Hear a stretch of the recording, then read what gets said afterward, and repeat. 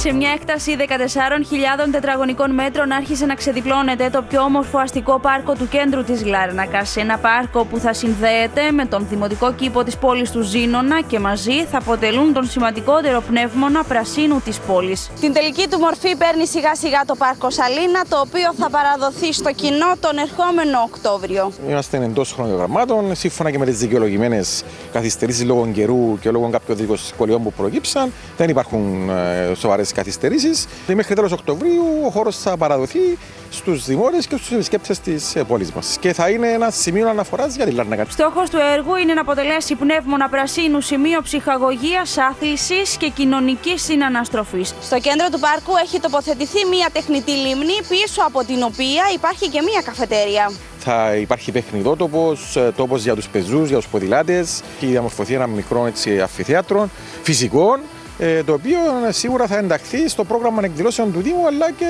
θα είναι διαθέσιμος και για πάρα πολλές άλλους οργανώσεις και ομίλους της πόλης μας. Το κόστος του έργου ανέρχεται στα 2,5 εκατομμύρια ευρώ και εντάσσεται στο πρόγραμμα Πολιτικής Συνοχής Θάλια 2021-2027